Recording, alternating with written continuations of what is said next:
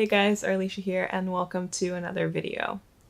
I grew up playing video games. My grandma had an NES, an original Nintendo, and we played games like The Legend of Zelda, Super Mario, Duck Hunt, and the original Final Fantasy. Looking back, I wish I could ask her what that Nintendo meant to her. Was it just a way for her to spend time with me and my twin brother? But also, she was like this secret treasure trove of game knowledge. She was the one who helped us get through those really hard Zelda dungeons and knew exactly how to beat a particularly difficult Super Mario level. As my brother and I got older, we fell in love with the single-player RPG, and it turned into a really special experience where we watched each other play a lot, and one person would play through a section and then save, and then we would switch seats and the other person would play through that same section, and we would have each other to say, oh, don't forget to get this chest, and this is a specific type of magic you need to beat a particularly hard boss. And that was how we grew up. It was how my brother and I bonded the most, and was also a way for us to escape the things that were going on in the world or in our town or sometimes even in our own home. So when I say that video games mean a lot to me, it's hard for me to overstate their importance in my life. So today we are going to be looking at a couple specific video game characters, and I'm going to be painting them for you. I keep showing shots of me drinking this tea, but I've been working on this for so long that it's actually almost empty and it's been cold for a while now, but you know.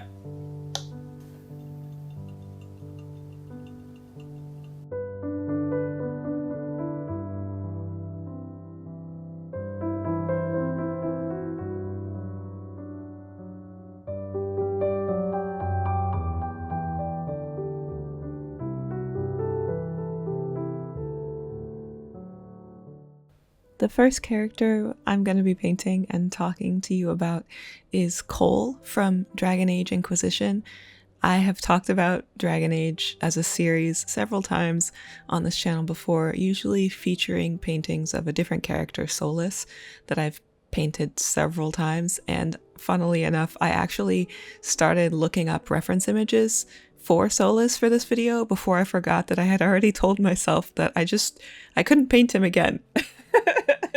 I had to do something different, and Cole deserves some attention as well, as he is a really, really special character. If you're not familiar with Dragon Age as a series, it's a series of RPGs, role-playing games, where you play as some kind of hero and you pool together this band of companions and friends and you save the world, go on adventures and be the hero is the idea, and it's a beautiful fantasy setting. BioWare does a great job at telling stories and creating characters that just stick with you, and Dragon Age Inquisition has been my favorite of the series and the game that I have definitely logged the most hours in.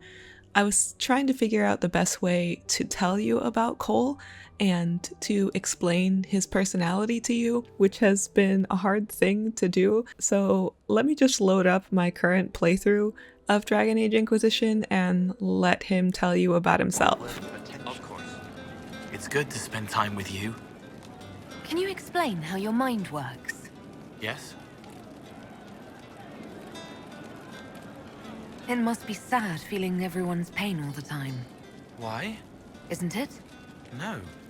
I help. I find wounds and heal them.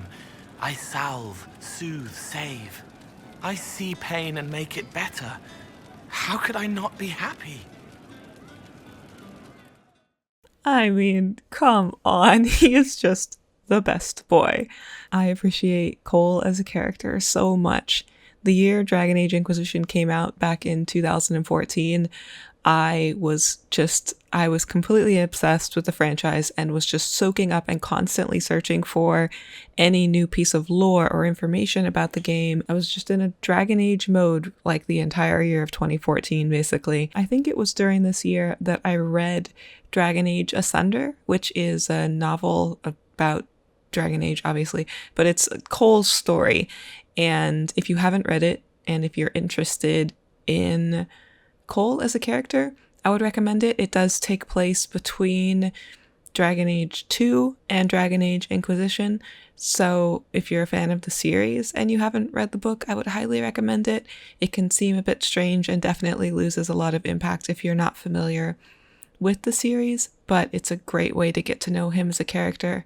He has a really unique backstory in that, at least in the book, he's not really sure what he is, if he's a person or if he's a spirit or if he's a demon. He doesn't really know, and I don't want to give too many spoilers as far as Cole's origins and how he came to be what he is, but it's sad and it's beautiful, and I love when you have sad, beautiful stories that create genuinely kind characters who just want to help and just want to make people's lives better and easier and soothe the suffering of others.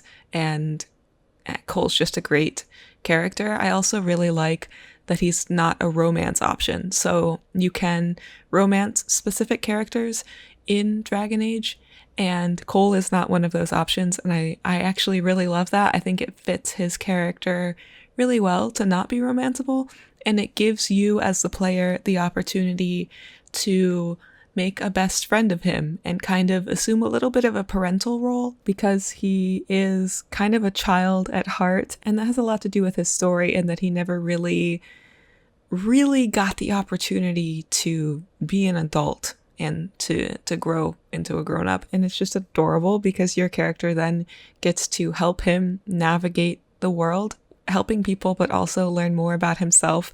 And a few of the other characters assume a bit of that fatherly role over him as well and think they know what's best for him. And it just creates really interesting stories and quests and dynamics.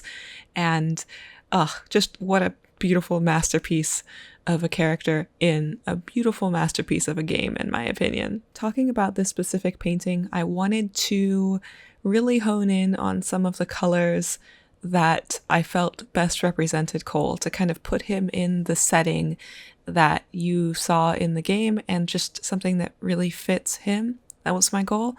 And it was a strange experience trying to paint him. It's an issue that I always have when I'm trying to do fan art.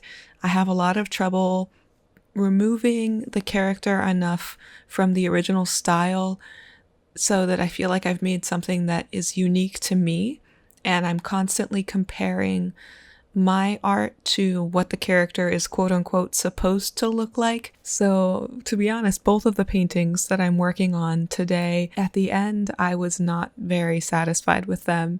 But looking back on them, I do like these paintings more. And this one, I think I do prefer of the two. But it's always been such a struggle for me when working on fan art to feel like I've properly captured and stylized the character. I was actually so stressed about this process that I almost abandoned the video as an entire concept. After I had finished the first painting, I reached out to my patrons and basically just asked for help. I was like, hey, I am struggling with this concept. Here's the first painting that I did. Is it good? Is this a video that I should make? Is this something that people want to see? And my patrons were so supportive and helpful and encouraging. And someone actually gave a really good point. And I know you're watching this video, you know who you are, thank you. And she said that she likes to approach fan art by sketching the character a bunch of times to get started and to understand how she wants to stylize them. And that's something that I really wish I had done for Cole.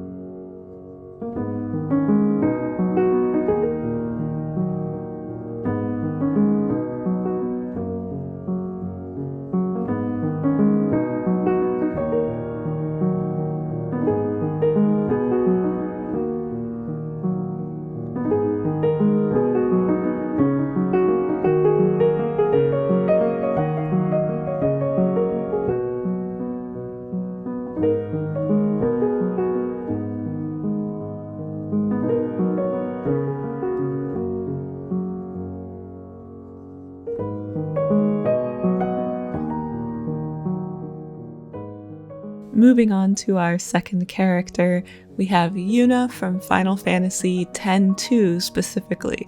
So if you're familiar with Final Fantasy as a series, you may have heard of Final Fantasy X, which is the game that this character Yuna is originally from, but I'm specifically drawing / painting Yuna from the sequel to Final Fantasy X, which you may think would be Final Fantasy XI, but it is not. It is Final Fantasy X-2. Final Fantasy is a beautiful place, my friends. So I decided to paint this particular character. I know that Final Fantasy X is technically a better game. It has a beautiful story and it's so emotional, and really obviously couldn't this game, Final Fantasy X-2, could not exist without 10, especially the mission that this character Yuna is on. She is looking for answers about someone that she loves that she lost in Final Fantasy X. I don't want to spoil either game, of course. You really should experience them if you haven't had the chance to. I'm specifically focusing on Final Fantasy X-2 because it is the game that my brother and I played together. It was before we had the internet in the form of looking up YouTube reviews and looking at hours of content about a game before you bought it.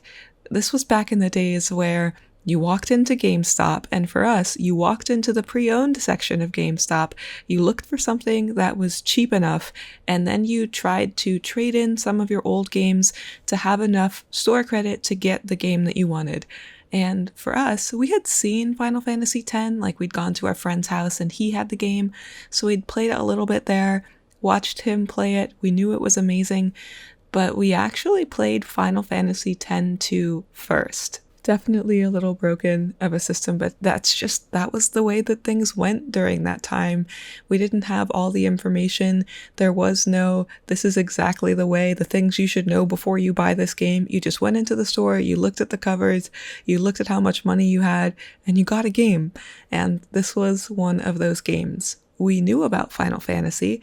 We had played a few Final Fantasy games up to this point, and we got this one. Some people will say these days on the internet that this game is just the unnecessary, like, J-pop version of Final Fantasy X, as there definitely is, like, singing and dancing, kind of. There are different, like, job systems and magical girl transformations. It's really corny, and some people think that it kind of ruined the emotional story of Final Fantasy X, but we loved this game. We didn't know any better. And to be completely honest, I still love it. I'm painting Yuna here because I think that she really does capture, obviously she's the main character of X-2. She really does capture the essence of the game, but it's more about the experience as a whole than this one particular character. Not like with Cole, where I wanted you to know him. Yuna herself is a little bit simpler of a character. She's very devoted, very loyal, and takes her destiny very seriously, especially in the first game.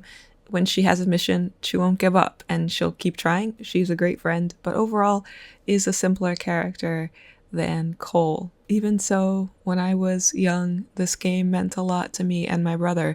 Speaking of my brother, you can blame him for the fact that I can't load up my current save of this game to show to you, because my brother has my physical cartridge for this game. It's a little bit silly because we live on opposite sides of the country. I have purchased this game, I believe, 3 times now. We originally played it on the PlayStation 2, I think. No, or the X. No, I don't remember. It must have been. I don't think it was the Xbox. Was it? Oh my goodness. I'm so sorry. I don't even remember.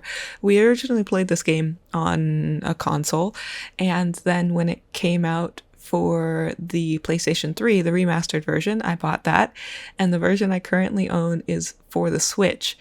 I sent my old Switch to my brother as a present when I decided I wanted the Animal Crossing Switch, and got that for myself. I gave my old Switch to my brother, not realizing that there was still a cartridge in it and it was this game, and he has had that for 1.5 years now. So if you guys want to, like, yell at him and encourage him to send that back to me, you probably don't do that actually, because we've been making plans and I'm pretty sure he's going to send it to me like really soon. But anyway, I don't have as much to say about this character as I did about Cole, but I loved the games. They've been a lot to me growing up. This painting in the end kind of creeps me out. I don't know why I decided to go, hey, she has black eyeliner, so I'm going to give her super black eyeliner. So now when I look at it, it just seems too black. And usually when I'm not satisfied with eyes, it's because I make the pupils too dark. That's usually 99% of the time when I'm not happy with how eyes turn out. That's why. I think this is also a testament to the fact that I am not as familiar with painting female characters. For whatever reason, the more masculine anatomy just comes more naturally to me. But either way, I had a lot of fun with these, and I hope you guys have enjoyed watching me paint these two characters. I would love to hear what you think of these if you've played the games I mentioned, and also about your favorite video games. Let me know the stories or the characters that have stuck with you the most. I would just absolutely love to hear from you, so please do let me know.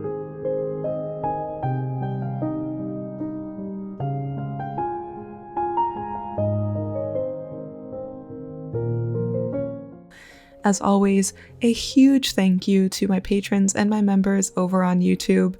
I'm just so grateful for the people who choose to support me and this channel further. You're welcome to check those out if you want, exclusive goodies and stuff.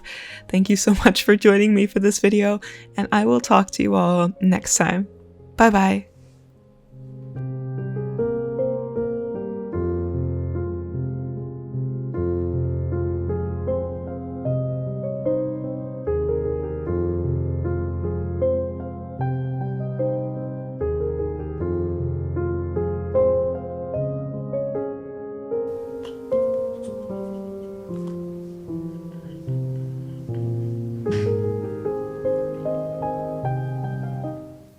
This is like day 4 hair, by the way. I just took it out of the bun that it's been in for like 2 days to film this video. So, I mean, we'll see if I regret that.